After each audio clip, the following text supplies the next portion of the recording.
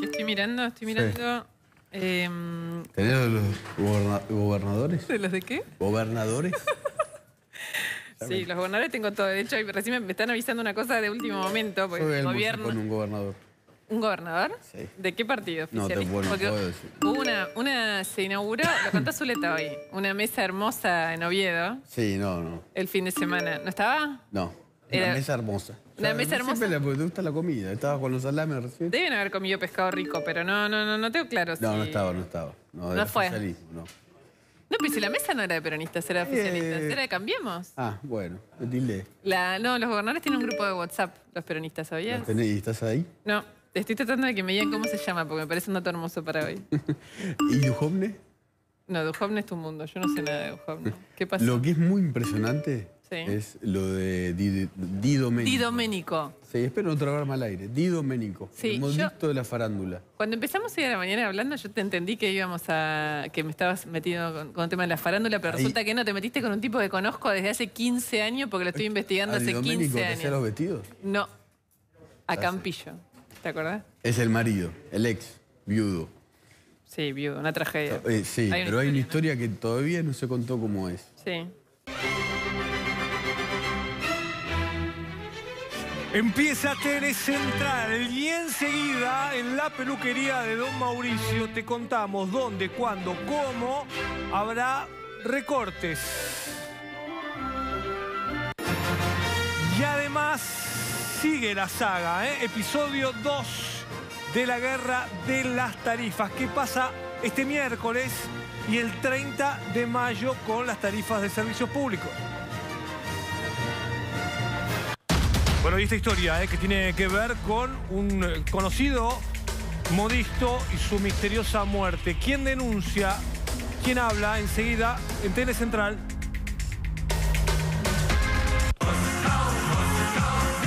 Y viene Gonzalo Bonadeo a TN Central. ¿Estamos bien los 23? Lo va a contar Gonzalo Bonadeo.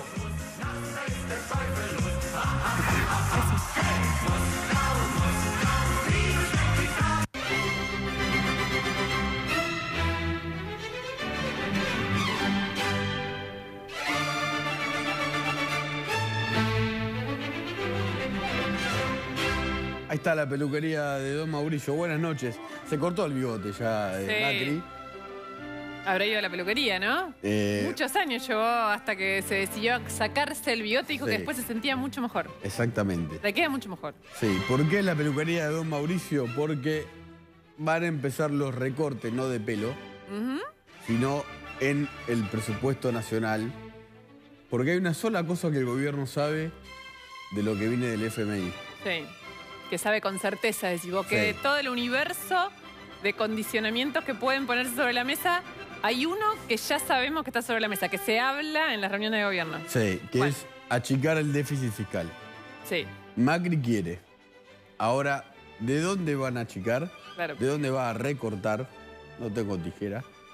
Con esto tampoco recortaría el déficit con mis dedos. El gobierno nacional, toda la plata que significa achicar el déficit fiscal. Un punto en la provincia de Buenos Aires son 1.500 millones de pesos. No, digamos, el desfasaje en el déficit fiscal es muy grande, es muy amplio. Obviamente es una obsesión desde antes de este asunto del FMI. El tema era cómo tramitarlo. De algún modo el FMI se convirtió en la herramienta, en la tijera con la cual aplicar esta poda con un argumento externo, ¿no? Hasta ahora internamente el gradualismo que habían propuesto, que no sé si fue el gradualismo lo que falló, sino bueno, hay una ecuación ahí que no le funcionó. Bueno, ahora la situación es, el FMI pide esto. Achicar sí o sí. O no nos dan la plata. Si no nos dan la plata, esto no puede seguir así y el ajuste es feroz. O sea que así están a puro telefonazo a ver quién se sube a este acuerdo. ¿Va? A la peluquería de Don Mauricio. ¿Quién va a la peluquería? Exacto. Sí. ¿Quién se anima a cortarse el pelo con Mauricio? Sí, ¿No? los gobernadores peronistas le dicen que sí, le dicen que no. Sí. Voy a contar antes de leer en la placa una Sí. frase que le ha dicho Mario Negri en una reunión de gabinete a Macri. Sí. Le dijo, frente a todo el mundo, y Macri se terminó riendo, pensá que cuando te sentás con los gobernadores del peronismo Sí. y vos les hablás del recorte y del país, ellos Están pensando en otra cosa. Imaginando cómo usar los muebles de Olivos y se imaginan a su esposa cosechando en la huerta que hizo Aguada en Olivos. Así, haciendo tarta con las verduras de la huerta de Julián Aguada en Olivos. La placa, el acuerdo con el FMI todavía no está firmado. Sí. Viajaría Duhovne mañana a Washington después de reunirse con todos los ministros que ahora le responden. Son 9. El FMI no va a pedir que se aprueben leyes en el Congreso. Bueno, esto lo venimos contando, pero es un tema clave. ¿Qué pasa? Nadie quiere que todo los requisitos del FMI pasen por el Congreso. ¿Por qué? Porque ya, ahora les vamos a contar más, ya vimos lo que pasó, por ejemplo, con el tema tarifas. Eso le implica al gobierno un gasto político, un gasto de tiempo, es el Congreso, ¿no? Digamos, hay un debate sobre eso. Dependiendo de qué es lo que exijan, podría o no pasar por el Congreso. Hay distintos tipos de cosas, pero la idea es que no pasen. El FMI ya sabe que en el Congreso el oficialismo es minoría. Exacto. Y quieren ayudar. Igual hay que ver si lo pueden llevar ahí. No le... Se supone que hasta ahora, aunque no esté firmado nada y no se sepa bien el monto, tal vez sea de 20.000 millones. Sí. No van a pedir que haya leyes que pasen por el Congreso de la Nacional. Lo estamos viendo a Nicolás Duhovne, el nuevo superministro. Y en la peluquería no solo te recortan, también te maquillan. Viene Franco Mercuriali acá con nosotros. Bienvenido, Franco. ¿Cómo están? Buenas noches. Hola, Franco. ¿Te cortaste el pelo? Hoy, sí, también pasé por la peluquería. No, por suerte, la de Mauricio, porque... Por ahí vamos a pasar todos. Vos sabés que hoy estuve preguntándole a un montón de ministros, Sí, vení, de provincias, gobiernos. Puntualmente en las provincias todavía te dicen, mirá, no sabemos nada, nosotros acá no tenemos información de ningún recorte, aparte tenemos dinero propio, me decían en varias provincias, con Santa Fe, provincia de Buenos Aires, Ciudad de Buenos Aires. Nosotros tenemos presupuesto propio, no nos afecta este recorte, pero no es tan así. ¿Qué están esperando? Primero, cerrar el acuerdo con el Fondo Monetario Internacional, porque dicen, Duhovne ya anunció una baja del déficit, ustedes lo decían recién, 2.7. Eso en total es 0,5. Para hacerlo simple, mirá, son 3.200 millones de dólares. 3.200 millones de dólares. Por 25, ¿no? Hay que multiplicar. Por 25 ya multipliqué, son 80.000 millones de pesos. 80.000 millones de pesos de recorte. Un segundo. En el medio de la crisis, antes del FMI, como un esfuerzo gigantesco, el gobierno había anunciado lo que ponía bastante en compromiso, ¿no? Todo lo que era la nueva obra pública. 30.000 millones era ese número. Sí. Va a ser Ahora más alto. estamos hablando de un número que llega a 80.000 millones. O sea, ese número era como el mínimo para decir, te termino lo que estoy haciendo, pero no te empiezo ni una nueva. Exactamente. ¿De dónde van a salir? Esa es la pregunta. Pero, ¿qué puede pasar? Por eso me decían recién, ojo, hay que esperar al acuerdo con el fondo. Para saber el número que el fondo pida... puede decir, mira, no es 2.7 que vos tenés que llegar a 2.5. Entonces, Yo te digo en vez de 80.000, pueden ser 90.000 millones de pesos. O sea, hay que esperar el acuerdo con el fondo para saber hasta dónde puede llegar el recorte. Y la pregunta de dónde, que es lo que quiero mostrarles ahora, de dónde puede ser el recorte, más allá de que... ¿Dónde hay un pelo para cortar? No está confirmado. Ahora vamos a ver unas placas para que ustedes lo voy vean. a correr para allá si queda más prolijo y vos vas a mostrar tus placas. Para verlo claramente, digamos, cuál es exactamente el lugar donde va a haber recorte. Disculpa, Franco, esto suena lejano todo, pero esto llega a la calle, ¿eh? Sí. Sí, hay que pensar que la ansiedad periodística es muy importante, porque vos pensás que mañana recién Duhovne va a ser presentado ante los 9 ministerios que él va a coordinar, más el de él son 10 en total. El gabinete de Macri tiene 22 ministerios, 10 los va a coordinar Duhovne y recién mañana se presenta ante todos los ministros. No, pero digo, va a llegar a la calle porque si te recortan la obra pública, tal vez están haciendo una obra pública que pase por tu barrio y la frenen, no creo que sean las que ya se hicieron. Las que están en construcción no se pueden frenar porque básicamente después implica un gasto mayor, juicio al Estado, digamos. Eso no es solo una decisión política de terminar con algo, sino de costo-beneficio. Te sale más caro cortar una obra que está en Veremos el ejecución. número que le traen a... Ahora, el asunto es la cantidad enorme. El gobierno realmente estaba como planeando hacia 2019 un mega plan de obra pública. Y se estaba viendo, de hecho, que eso había comenzado fuerte. Les llevó... Ellos dijeron efectivamente que se han tomado un tiempo para diagnosticar un poco el estado de toda la obra pública pendiente, más la que querían hacer, y eso había empezado con mucho movimiento, y ahora le va a impactar derecho a todos estos ministerios Sí. que va a coordinar Duhovne, ¿no? Exacto. Esto que ponemos acá de recorte en las transferencias no automáticas a las provincias es lo que ¿Qué me decían. significa? Me decían básicamente que hay dinero, como antes eran los ATN que manejaba el Ministerio del Interior, es dinero la tijera. que la Nación envía a las provincias. Bueno, efectivamente, ese dinero es el que puede recortarle hoy Nación a varias provincias. Hay provincias grandes, como puede ser Santa Fe, provincia de Buenos Aires, que no lo puede afectar tanto como algunas provincias más chicas, que ese dinero de la Nación sí afecta directamente su presupuesto Sobre anual. todo si esos gobernadores no apoyan lo que está pidiendo Macri. Este es el más Son delicado. parte de las cosas de las distintas tijeras que Macri te pone sobre la mesa a la hora de que elija. Este es el más delicado de todos. Si recortaron o no trabajadores del Estado, o salarios ya dalo por hecho. Esto va a ocurrir, o sea, no Sí. va a haber aumentos salariales como los que esperan los trabajadores. Esto ya está pasando. Ya, si vos hablas con gente que está en el Estado, te dice, no es el aumento que esperábamos, no estamos... O sea, Pero ya hay también está cerrada la conflicto. paritaria de UPCN, ¿no? Exactamente. Es la obra, el sindicato que tiene parte de los trabajadores del Estado, que es la que va a pelear Traca. ¿Por qué? Porque va a haber reducción de empleados del Estado. Exactamente, eso es importante señalarlo. Y esto también es importante decirlo, y lo dijo Basavilbaso la semana pasada, insisten, jubilaciones y planes sociales no van a tocarlo, el gobierno no lo va a tocar. Pero atención, porque yo puse primero una placa que no salió, la primera de todas, que para mí es el principal recorte que tiene ya hecho el gobierno, que es la devaluación. O sea, ya la devaluación de por sí es el primer recorte que tienen, por empezar, todos los asalariados, básicamente. Y después, los propios empleados públicos y los presupuestos que vos tenés van a ser con un peso devaluado. Digamos, vas a poder comprar menos con ese presupuesto en pesos que tenés. ¿Cuál es el riesgo de todo esto que estamos contando? Además de que cualquiera que nos escucha sabe que no es una buena noticia. A lo mejor en mediano plazo, si mejoran la balanza de las cuentas, puede ser bueno para todos los argentinos. En el medio, te recorta esto, te implica que a lo mejor la obra que estabas esperando que te iban a hacer en tu casa, no, en tu casa, en tu barrio, en la ruta para llegar a tu pueblo, en todo eso puede tener problemas. Pero además el riesgo es que gran parte del motor de la economía, que el gobierno lo empujaba Es la obra como pública. motor, es la obra pública. Absolutamente. Entonces, si cortás por ahí, esa No es tan cadena fácil. puede generar otras consecuencias. No solo el hecho mismo de que vos, digamos, de que no haya una obra pública, sino como se puede enfriar la economía, que es el Sí. riesgo. Pero te doy un dato de obra pública clave. Por ejemplo, las cloacas, que AISA ha dispuesto ahora 8 municipios nuevos en los cuales va a haber agua potable y cloaca.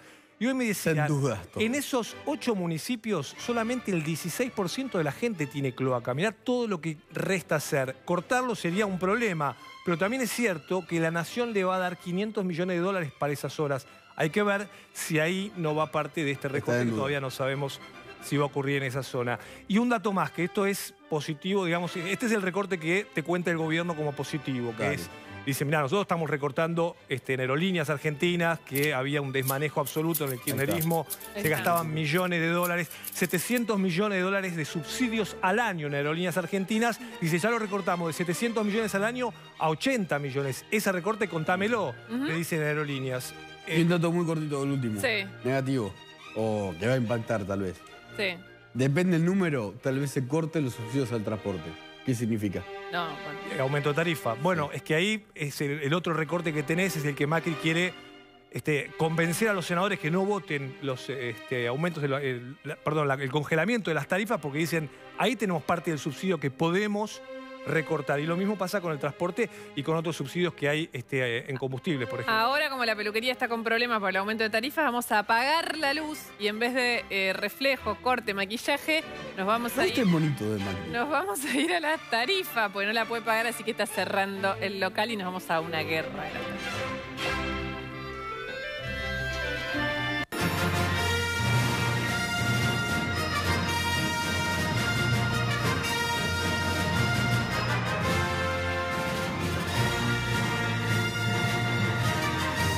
Que la fuerza nos acompañe. Sí, nos reímos, pero... acá, Oscuros, la otra Star vez. Wars, ¿no? Este Estoy es el hablando. segundo episodio de la Guerra de las Ya Tarifas. hicimos uno con espadas. Claro, nuestros hijos tienen las espadas, así que por eso los les míos pedimos no. disculpas. Esta vez estamos sin espada, pero estamos con la Guerra de las Tarifas porque en realidad todo este tiempo se está sucediendo el episodio 2 y mañana es un día importante en ese episodio. Es el Imperio contraataca, sería. El El Imperio. 2 de la guerra de las galaxias. Así es, porque el Imperio Ahí está. contraataca. Canta Arturito. Y... Sí, no, entonces podemos seguir hablando de la Guerra de las Galaxias. Total, no me acuerdo de nada cómo era. Negociaciones contra reloj. Vamos a contar la historia en qué está hoy esta discusión que cada vez, digamos, no cambia el fondo de las discusiones que están habiendo en este momento, pero es un poco una batalla en donde se da esa pugna que va a resolver qué va a pasar entre el peronismo y el gobierno de acá más a partir de esto del acuerdo con el FMI. Digamos, se están negociando, mañana hay un plenario, hay reunión de comisión que van a venir los ministros de energía de las provincias, no vienen los gobernadores, que ese es un dato. O le hicieron. Exactamente. El miércoles, ahí dice, habría sesión, esto lo escribimos más temprano, no va a haber sesión este miércoles. El miércoles 30. Como dice Luciana, la realidad es plástica. Así es, el miércoles 30 va a ser la sesión, si es que mañana sale este dictamen de aprobación del proyecto que llegó de diputados. O sea, congelar las tarifas al año como estaban el año pasado y que se aumenten de acuerdo a la inflación. Eso es lo que se votó. Todos los gobernadores están todos de acuerdo. Y te diría que todos los senadores están de acuerdo en que ese proyecto, bueno, muchos senadores están de acuerdo en que ese proyecto al interior del país no le conviene. No. Entonces no lo quiere nadie. Ahora, ¿cuál es el problema? ¿Cuál es la trampa? Pero ¿por qué no le conviene? Porque algunas empresas eléctricas son mixtas o del Estado. Si se retrotraen para atrás, tienen que devolverte la guita. No, y además pierden subsidios, se había federalizado un poco la situación que siempre estuvo como muy concentrada, como el tema del transporte de colectivo, que en el área metropolitana estuvimos muy subsidiados y estamos mucho más que en el interior del país. Sí, adelante, Luke Skywalker. Acá estoy. No, yo soy como era la princesa de Leia. Peronismo en llamas, decíamos, ¿por qué? Porque ¿cuál es la trampa de esta situación? Si no lo aprueban, ¿no? Si no lo aprueban, en realidad no le dan dictamen a este proyecto que llegó de diputados, pareciera que de algún modo cogobiernan con este gobierno y todo lo que viene atrás, ¿no?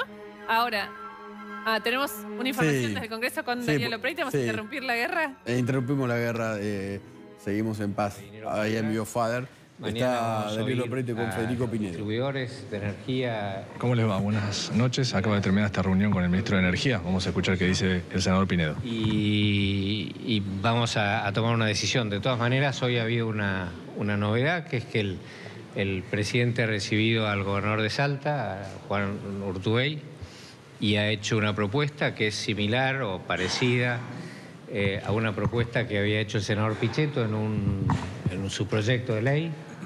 Y además el gobernador Schiaretti de Córdoba también había hecho una propuesta semejante, vinculada con la posibilidad de bajar impuestos, y el gobierno lo va a evaluar. Así que vamos a mañana a oír qué es lo que tengan que decir. ¿Serían? No, impuestos nacionales. IVA, básicamente. Si es IVA, es nacional y provincial. Y bueno, como digo, mañana vamos a oír qué es lo que tengan que decir los expositores. Y en el curso del día también iremos teniendo información de cómo avanza la evaluación de estas otras alternativas. El proyecto que viene de diputados, perdón, senador, ¿eso no tiene viabilidad para ustedes? Para nosotros no. Para nosotros es un mal proyecto. Es un proyecto que favorece al área de Buenos Aires en detrimento del interior, por un lado, y que favorece a sectores relativamente más ricos y no a los sectores más necesitados. Así que la verdad que es un mal proyecto. En ese sentido, ¿qué puede pasar el miércoles de la semana próxima?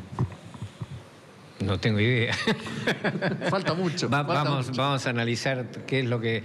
A lo mejor de esto surge un acuerdo y podemos ir con una cosa diferente. Porque Pichetto había puesto un plazo hasta mañana martes a las 18 para una propuesta superadora del oficialismo en este caso.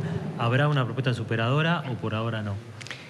Hay una propuesta, veremos si es superadora. Lo cierto es que nosotros la vamos a analizar, el gobierno va a analizar. Ahí Federico Pinedo te estaba contando lo que te íbamos a contar exactamente en este momento. Adelante, Leia. Así es, acá te íbamos a poner los bandos, pero vamos a adelantar un poco camino. Los bandos son el gobierno, los gobernadores peronistas y los senadores peronistas, que no es lo mismo. No es que vos sos de Córdoba y el senador de Córdoba vota igual que vos. De hecho, para que se den una idea, el gobernador de Córdoba es Schiaretti. Su mujer es diputada nacional. Schiaretti viene estando en contra de este proyecto que se aprobó desde el inicio y su mujer votó a favor. Y bueno, no sea machista, la mujer... No, me parece importante. Con esto quiero ejemplificar que no necesariamente, no necesariamente el hecho de que los gobernadores tengan una postura en este contexto de hoy hace que los senadores tengan la misma. Y además porque les sirve a todos, los gobernadores dicen yo no los puedo dominar y cada uno... Todos tienen que volver a su pueblo, a su ciudad, y si alguien votó en contra de congelar las tarifas, es complicado. Exacto, pero sí, es cierto, pero también si no tienen más o menos un esquema que les sirva para el año que viene, cada uno que tenga el año que viene una reelección o una posibilidad de presentarse, se le complica. Eso es todo lo que está detrás de esto. Es política pura, o sea, a veces es micromundo, le digo yo. A veces pero cuando termina en tu esto. boleta. Pero exacto, termina en tu boleta y termina en tu realidad, porque eso va a definir cómo terminan las tarifas. ¿Qué es lo que pasó? ¿Cuál es el cambio? El gobierno enseguida, durante el fin de semana, tiró la pelota a los gobernadores, dijo que esperan que ellos ayuden, que ellos se comprometan con esto, que también hablen a sus senadores. Los gobernadores le respondieron diciendo que ellos no tienen déficit, le respondieron diciendo que tienen otras ideas. El gobierno primero dijo, no hay plan B, esto va a un veto. Pero hoy, efectivamente, como decía Pinedo ahí, y después de varias conversaciones del fin de semana, creció una idea nueva, que es esta idea de los gobernadores aceptarían federalizar una baja en el IVA. ¿Por qué? Porque ya viene recibiendo mucho más de lo que estaba estipulado. Esto es la primera vez en no sé cuántas décadas que se bajaría el IVA en algo. Exactamente. Y eso, digamos, un plan más largo, pero sería bueno, porque ¿qué pasa? Es una solución. Como los gobernadores recibieron más IVA del que estaba presupuestado, de alguna manera todos ceden un poco, y el gobierno, esto, que habían dicho no hay plan B, no hay nada, Pichetto le dijo al gobierno presenten otro plan, bueno, esto habría encauzado un poco la negociación. Ahora, ¿qué problema tenemos? Esto hoy surgió de alguna manera. ¿Te puedo citar de vuelta? La realidad es plástica. Así, hay que escribirlo, ¿no? Y mañana es la reunión de comisión. Hay que ver si los senadores deciden apostar por esta idea o mañana le dan dictamen y la semana que viene se verá qué pasa con las tarifas. La realidad es plástica, lo vuelvo a decir.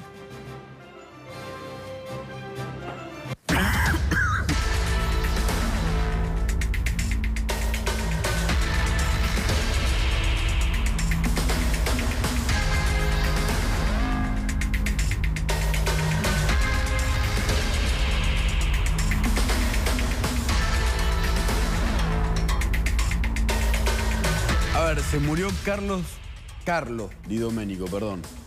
Era uno de los modistas más conocidos y quien vestía buena parte de las divas y la farándula argentina.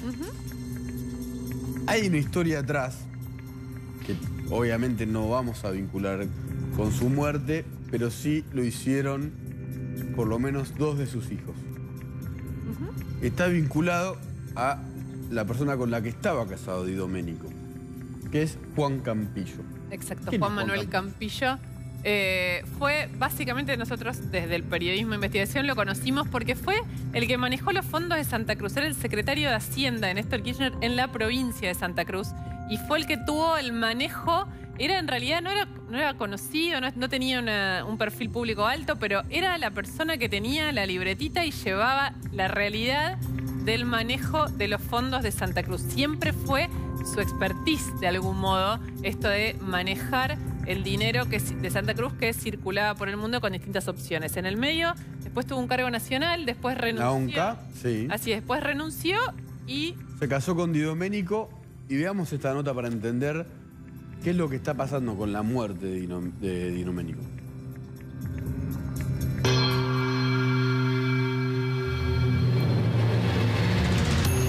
El miércoles 16 de mayo se conoció la noticia del fallecimiento del diseñador de modas Carlo Di Domenico.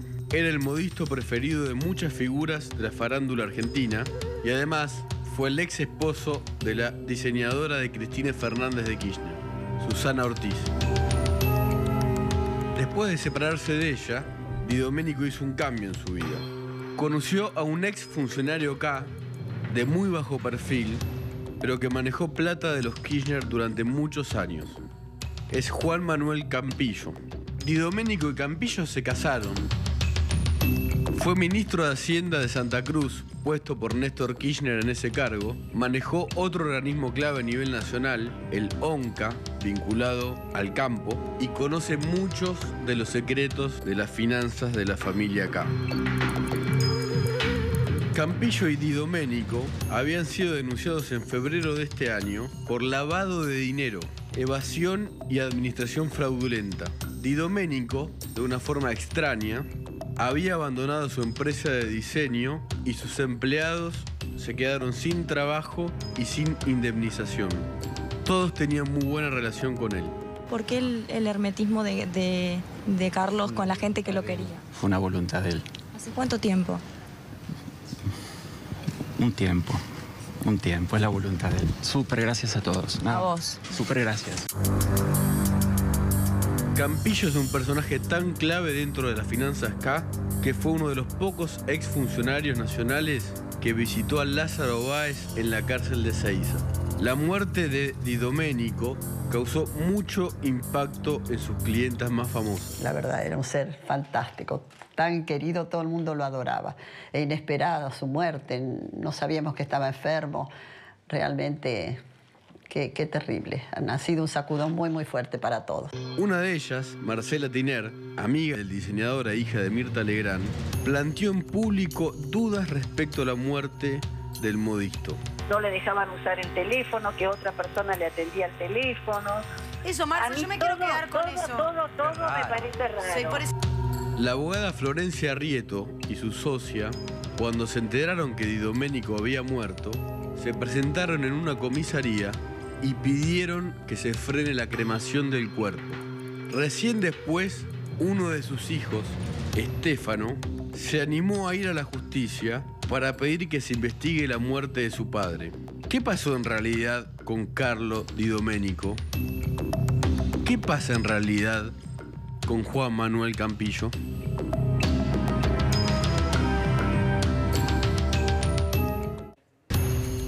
A ver, Di Domenico se casó con Campillo, que manejó el dinero de los K, y en el último tramo de su vida, de noviembre pasado, algo pasó, como decía Marcela Tiner, que es que dejó de atender el teléfono a la gente que lo quería y se fue de su empresa. Los empleados le hicieron juicio con mucho dolor, porque lo querían. Histórica y lo querían mucho y no entendían qué es lo que había pasado. Sí, se murió.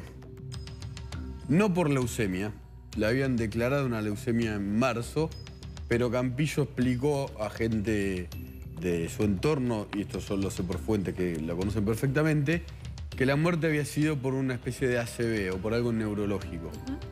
Ahora, ¿por qué estamos diciendo, porque no solo más allá de la misteriosa muerte y qué fue lo que pasó en realidad, estaban en Arequito, que es el pueblo natal de Campillo, en los últimos meses? Ahora, ¿qué es lo que está, por qué había una denuncia previa, por qué está esta situación que estamos, por la cual unimos a ellos dos que estaban en matrimonio en sí mismo?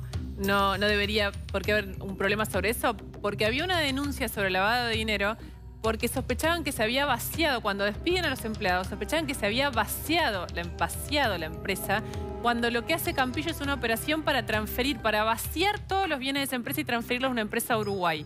Y ahí aparecen una cantidad de inmuebles, de dinero, de un montón de cuentas en Andorra, cuentas no declaradas, que la sospecha de quienes lo denuncian es que Campillo había tomado un control financiero de ese dinero y que se estaba generando maniobras de lavado de dinero. Por eso es que está bajo investigación estas posibles maniobras, y en el medio los hijos de Di Domenico denunciaron, también pidieron que se frene la cremación del cuerpo. Eso lo hace, perdón, la abogada Arrieto, que estaba representando a los empleados de Di Domenico, como siente que hay algo raro en la muerte, va a una comisaría y se frena la cremación. Y después sus hijos... Y esto es lo más fuerte. Una vez que eso pasa, los hijos se animan a ir a la justicia y dicen, investiguen de qué se murió nuestro papá. Nuestro papá. Está Luis Gasulla en un móvil, que es una de las personas que investigó y también estuvo publicando sobre esta misteriosa muerte y estas misteriosas maniobras con el dinero, ¿no? ¿Cómo estás? Buenas noches. Acá Nico Winiaski y Luciana Geuna. Hola Luciana, hola Nicolás, ¿cómo están? Bien, Luis. A ver, ¿nos puedes contar un poco más de esta historia que vos publicaste, entiendo que en tu blog o en alguna web? Sí, en febrero de este año, como ustedes bien contaban, Florencia Arrieto y una colega de ella, de apellido Bellini, realizan una denuncia basada en escuchas, en comentarios que habían justamente escuchado de ex trabajadores de la empresa del local que funcionaba en la avenida 9 de Julio, en Cerrito al 1500, de la alta casa de costuras de Carlos Di Domenico, en la que se hablaba de dinero, de cuentas en Panamá, en Andorra, propiedades en Punta del Este, en Punta Ballenas, en la República Oriental del Uruguay, para que se investigue. Estos trabajadores los habían despedido de un día para el otro. Lo que vos decías, Nico, es así. lo quería mucho al modista Carlos Di Domenico, muy conocido en el ambiente de la farándula, pero creían que había un monje negro que, digamos, que le ordenaba cómo accionar y cómo moverse en la vida en estos últimos años de su relación. Esa persona era, que Luciana también lo conoce muchísimo, es el primer valijero K, el primer valijero, el hombre que manejó los fondos de Santa Cruz y un hombre que aparece en todas las causas vinculadas con la corrupción en los últimos años. ¿Por qué? Porque es el que va de parte de Cristina Fernández de Kirchner a apaciguar las aguas, a tranquilizar a algunos de los presos de la corrupción kirchnerista para que no hablen ante la justicia. Ese enviado era Juan Manuel Campillo. Exacto. Efectivamente vos publicaste que Campillo, y creo que está en la denuncia de Arrieto también, sí, visitó a Lázaro Báez el 23 de diciembre, es decir, un día antes de Navidad, prácticamente de la Nochebuena, en la cárcel. Sí, Campillo ingresó y está en los registros del Servicio Penitenciario Federal, ingresó a visitarlo a Lázaro Báez. En ese momento, para que ustedes recuerden el contexto, Lázaro Báez había dado una entrevista, había hablado conmigo en el que se había mostrado enfurecido o molesto con Cristina, diciendo que todos lo habían usado de forro, incluso Cristina y la Cámara Argentina de la Construcción. En el entorno de Cristina estaban muy preocupados porque temían que Lázaro Báez podía llegar a quebrarse y hablar ante la justicia. Campillo empezó a tejer, a mover sus hilos, fue el emisario que envió Cristina al servicio penitenciario, a la cárcel de Ezeiza, a verse con Lázaro Báez, pero no solo se quedó así, también habló con los familiares de Báez de una manera contada por algunos de estos protagonistas de la historia, de una manera que visto a la distancia le llamó poderosamente la atención. No fue un apriete, pero fue, digamos, hasta qué punto Báez podía llegar o tenía bronca con la expresidenta Cristina Fernández de Kirchner. Ese hombre, por orden expresa de Cristina, fue Campillo, que se movía y se sigue moviendo, es una de las pocas personas fieles que todavía mantiene Cristina. Lo mismo pasó con la familia de Daniel Muñoz, el ex secretario de Cristina. Que está muy también, complicada, ¿no? Empezaron a conocer algunos detalles en Miami y departamentos. Daniel Muñoz atendía el teléfono de Néstor, era el secretario, y era multimillonario en dólares. Sí, así es. Y Campillo también se preocupó, digamos, por hablar con la viuda y hablar con la familia de Daniel Muñoz para saber si ahí había un cabo suelto, si alguien se podía llegar a arrepentir y contar algunas de las cosas que habían vivido en el entorno de lo que fue el poder del gobierno anterior. Daniel Muñoz también murió, ¿no? Recordémoslo. Sí. Y los secretos sobre sus bienes todavía no fueron del todo revelados. Muchas gracias, Luis. No, gracias a ustedes. Gracias. Una cosa más.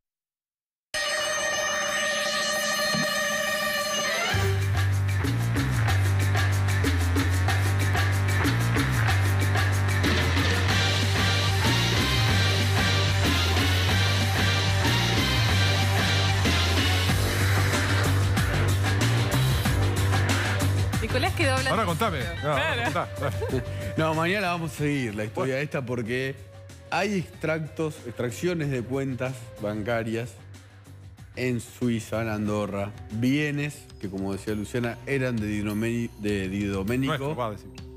Eran de Di Domenico y pasaron a ser del señor Campillo. Así es. Mañana esto sigue. Bienvenido, Gonzalo Bonadeo. Qué lindo, cuando viene Bonadeo nos viene a educar. Acá tenés Central. Sí. Primero, da la impresión de que va a haber mundial, con lo cual, Nico, perdiste la... ¡Ay, muy bien! No sé que hace mucho que se lo quería recordar y me había... Igual yo le voy a traer una corbata del Osito Milla. ¿De los? Osito Milla. El Osito Milla fue el símbolo de los Juegos Olímpicos de Moscú y es como el símbolo más simpático de todos los tiempos de la Unión Soviética. Yo le hice una apuesta a Gonzalo cuando empezó el caso Skripal, el agente ruso envenenado en Londres. Yo dije que no iba a haber mundial, por eso. Lo digo públicamente. Pero bueno, daría la impresión que va a suceder. Pero esto es para ver la bondad de Bonadeo. Yo aposté corbata, le aposté unas corbatas. Le voy a traer corbata de Rusia. Pero él, ¿qué me apostó a mí? Nada para mí, simplemente que deje de fumar. Sí. Me dice, Habano también. No empezaste y ya estás buscando un atajo. Eso habla muy bien de Gonzalo. Bueno, padre. Para empezar, son estos 23? No hay escándalos, para mi gusto, no hay ninguna cosa que vos digas, recién repasamos, y estoy pensando desde temprano, desde el 74 para acá, es decir, desde los últimos 44 años, hubo siempre algún barullo con las designaciones. Hubo o ausentes notables, o presencias injustificadas, o capricho de los técnicos. Pues ese tipo es un capricho. Sí, eso hasta yo me acuerdo de eso. Bueno, ahora, Luciana, ¿qué sucede? Si vos revisás la historia de los grandes equipos de los mundiales, incluidos Argentina 78, Argentina 86, España 2010, Alemania 2014, de los 23 jugadores o 22 que había antes convocados, no se usan más de 15, de verdad, más de 16. Es decir, por ahí vos en casa decís, qué bueno está Maxi Mesa. Y por ahí Maxi Mesa no juega. Yo digo, qué bueno está Maxi Mesa. ¿Quién sería Maxi Mesa? Con es todo un jugador respeto independiente que juega muy bien al fútbol y que mostró algo decisivo en el peor partido de la historia de estos últimos tiempos, que fue el partido con España. Perdimos 6-1, pero Maxi Mesa jugó con personalidad el rato que jugó, lo hizo con buen carácter, jugó muy bien y se ganó un lugarcito. Sí. Ansaldi, ¿dónde sale Ansaldi? Bueno, Ansaldi, ¿quién es Ansaldi? Claro. Nos guste más o menos, Ansaldi cumple un rol importante para un técnico que necesita jugadores con más de un rol. ¿Tiene que ver con algo con Colin Ansaldi, no? No. En parte por eso está convocado. Juega por izquierda, no, nada. Juega por izquierda, naturalmente es lateral por la izquierda, y también puede jugar por la derecha. Entonces, como puede cubrir los dos frentes de la banda defensiva, es un jugador que le sirve. ¿Por qué un jugador no podría jugar por izquierda y derecha? ¿No pueden correr una punta Es a la una otra? rotación difícil. Así como los políticos. Necesitaríamos una especie de Patoruso. ¿necesitaríamos? Es complicado. No, un político. Que va por izquierda y por derecha. Que corre por izquierda y por derecha pasa siempre. Bueno, a Macri está pasando que lo corre por izquierda y por derecha, eso es habitual. Pero bueno, en este caso es circunstancial. ¿Por qué no estaba Icardi? Que ahí leí que Wanda puso que metió 29 goles, 74 partidos. Bueno, mira, yo dije, ¿por qué yo no a Wanda no tengo que decirle nada, ni la conozco, ni me preocupa demasiado. Es más, sí la conozco una vez. Y fue un momento incómodo, porque fue en un programa que hacía Julián, creo, y ella estaba como una de las que hacía preguntas. Y en un momento me dice, ¿vos entrevistaste alguna vez a mi marido? ¿Cuál marido? Maxi López. Ah. Y yo tuve el tupé de decirle, no, jamás. Nunca. Y es verdad, nunca lo había entrevistado el marido. Entonces la desorienté un poquito. Pero bueno, al margen de Wanda, Agüero, 30. Icardi hizo 29 goles en Italia, muy bien por Mauro. Es un muy buen goleador. Ahora, Agüero, 30. ¿En cuántos partidos? Messi, 45. Higuaín, 23. Dybala, 23. Entre los cuatro que sí están convocados llevan 121 goles. Y la verdad, no van a jugar los cuatro todo el tiempo. Probablemente jueguen de esos cuatro solo dos. Messi e Higuaín, Messi y Agüero, circunstancialmente Dybala si es necesario, o para darle descanso a Messi o para rotar. Entonces, no puedes llevar 3 9 que son 9 definidos, 3 goleadores y que definen. Y además, a veces los 9 como Icardi o como Darío Benedetto son aves de rapiña. Son esos tipos que aprovechan el impacto, tiburones. Sí. Cuando tuvo la chance contra Venezuela, tiene razón. Tiene razón. Palermo tuvo una chance contra Perú y en offside todo hizo el gol. Bueno, Perú, cuando clasificamos, yo estaba en la cancha. Bueno, Nico, en ese momento, cuando vos estás por empujar la pelota, casi lloro. Pensás, ¿y si no hago este gol y no lo haces? Le pasó a Icardi con Venezuela, le pasó a Benedetto contra Perú. No quiere decir que en el futuro no puedan brillar en el seleccionado, pero quizás hoy no está tan definido. Tampoco hubiera sido un escándalo decir que sí a Icardi. Está bien, perfecto. Centurión. ¿Quién es? Sí. Ricardo Centurión es el jugador de Racing, tipo muy habilidoso, de una habilidad incomparable con ninguno de los del plantel, pero con una cantidad de macanas que también son incomparables. Es un tipo que ha tenido problemas dentro de la cancha, fuera de la cancha, tiene mucha discontinuidad, es un tipo muy habilidoso en muchos aspectos, pero así como puso en su tuit, rendirse jamás. La verdad que nunca había jugado en Argentina, ha hecho cosas lindas en Racing últimamente, le fue mal en Genoa. Tuvo un problema con la policía por manejar borracho y negarse a hacer su alcoholemia. Cosas que le pasan a la gente talentosa. Fotos en Facebook con ametralladoras o con pistolas. ¿En serio? Bueno, igual el técnico tiene también lo una hacen anécdota. muchos. No, y el técnico tiene una anécdota totalmente de fuerte acuerdo. en casita, Totalmente ¿no? de acuerdo. Bueno, está bien. Pero en este caso hay un tema muy puntual y es que llegado a un mundial tenés que ser muy grosso como para que se justifiquen ciertas cosas. Es verdad. ¿Y por qué lo llamaron? No lo llamó. Quedó afuera. Ah, quedó afuera. Y otro, Lautaro Martínez. Lautaro Martínez otro que queda afuera. Los de Racing, de para males sería. Si existe para bienes, debería ser de para males. Lautaro Martínez en algún momento cuando juega Racing con Cruzeiro hace 2 meses, un mes y medio, ya decían, ya está, hizo todos los goles, lo lleva a Sampaoli y va a jugar la final del Mundial y va a hacer los goles, todo lo que quiere.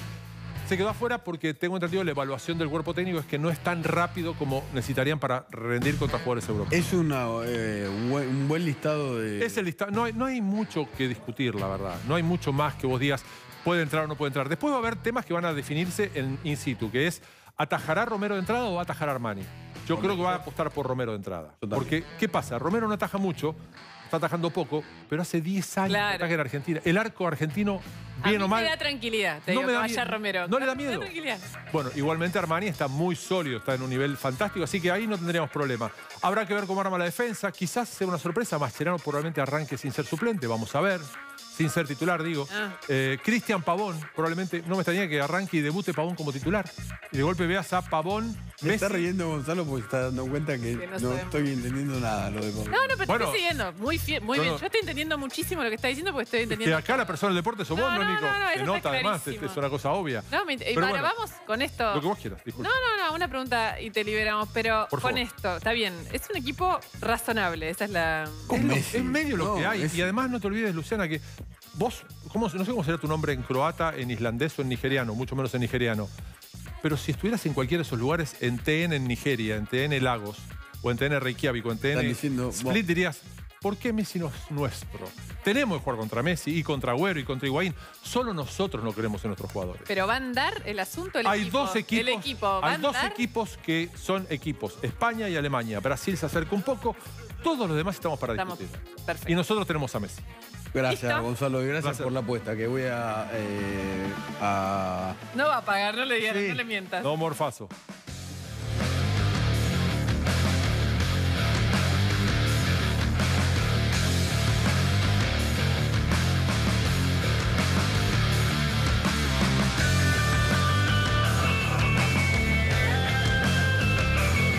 Bueno, el Rodrigo Alegre tiene la historia del ídolo de Boca, ¿no? El ex ídolo de Boca, Chicho Serna, que tuvo que declarar en la justicia, Rodrigo, por esta causa en la que está imputado por vínculos con narcos, por lavado del narcotráfico, ¿no? De la familia Escobar Gaviria. Sí, así es. A ver, Chicho Serna, ex número 5 de Boca, aparece en una trama donde involucra a la viuda de Escobar y Pablo Escobar Gaviria y a José Piedradita Ceballos, un colombiano que está preso en ese país y que está siendo acusado de narcotráfico.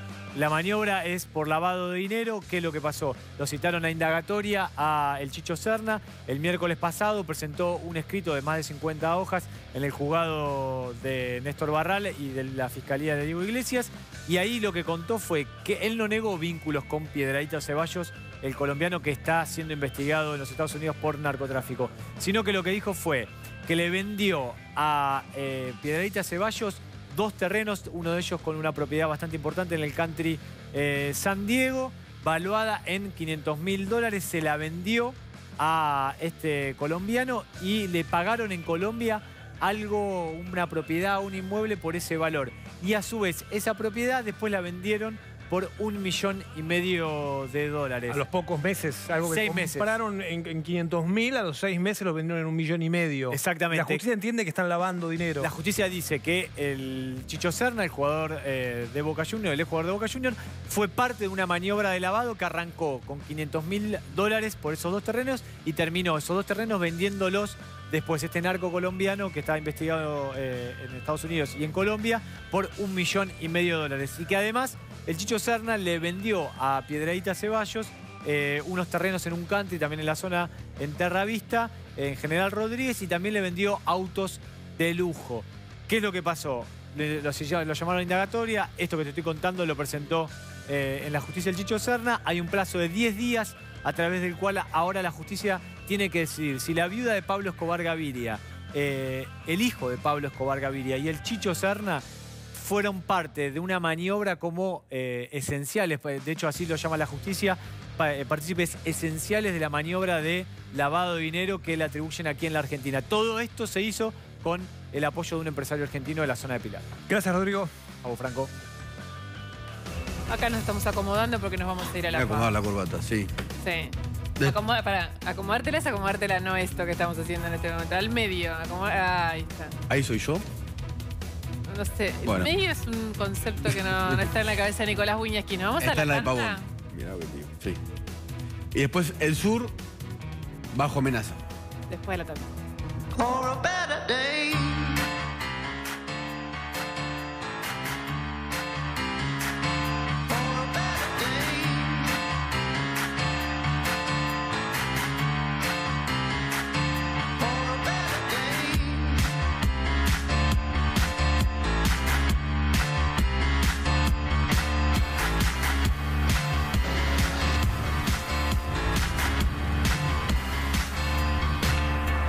Stay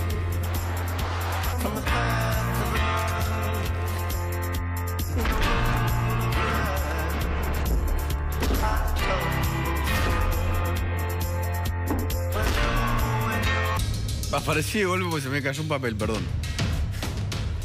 Voy a hablar de algo serio. ¿Se acuerdan de Facundo Jones Wala? Que es el líder de la resistencia central mapuche, que mucha gente creyó que no existía y que no cree en el Estado argentino. Dicen ser mapuches que no creen en el Estado argentino. No creen en las leyes. Facundo Jones Wala está preso en una cárcel en el sur y empezaron a ocurrir medidas judiciales que están poniendo en peligro o en alerta a las autoridades. Están pasando cosas que tienen que ver con la RAM en el sur. Jones Wala, en el juicio por su extradición a Chile, que tiene que firmar el presidente Macri, firma cada extradición el presidente de la República, sea quien sea, terminó admitiendo él que iban a responder así como estás viendo ahí. Eso fue en el juicio. Con violencia, él mismo lo dijo. Ahora la justicia ordenó detener a su hermano Fausto Jones. Todavía no está detenido. ¿Qué es lo que está pasando en el sur? Además de que están frenando camiones, le piden plata en efectivo, que se llevan en bolsas. Están frenando causas por robo de ganado, fiscales que le tienen miedo a la RAM. El sur está bajo amenaza, hay otros conflictos. Se tiene que resolver la muerte de Nahuel, el chico que se murió, se supone que por un balazo del grupo Albatros, cuando tenían que liberar una toma que estaba ocurriendo en el Parque Nacional de Villa Mascardi, que sigue tomado. ¿Qué es lo que está pasando? Las autoridades saben, además de todos estos hechos que estoy diciendo, de las causas que están empezando a ocurrir en contra de los Jones Wala y de Santana, por ejemplo. Este testigo que dijo que estaba arriba de un caballo con binoculares cuando supuestamente, según él, la gendarmería secuestró a Maldonado, cosa que hasta ahora en el expediente de eso no hay nada. Santana fue procesado por cortar la ruta que terminó después con la corrida de la gendarmería adentro del pull-off de Cuyamén y que terminó con Maldonado ahogado. Hay que ver cuál fue la responsabilidad de la gendarmería en ese hecho. Para el juez, no hay ningún indicio que la gendarmería lo haya secuestrado como se denunció hasta ante la Corte Interamericana de Derechos Humanos. Esto no quita que la gendarmería tal vez haya tenido responsabilidad en el hecho. Pero el sur está bajo amenaza por este grupo que no cree en las leyes argentinas. Facundo Jones cruzó a Chile, se supone que cometió algunos delitos o lo están acusando por eso. Cruzó ilegal, volvió ilegal, tenía armas ilegales y no le importa. ¿Cuáles son los focos de conflicto? Por ejemplo, pozos petroleros. Ya se encontraron bombas y hasta se secuestraron drogas y armas en un grupo vinculado a la RAM. Hay gente que cree que esto es una exageración, que son pocos.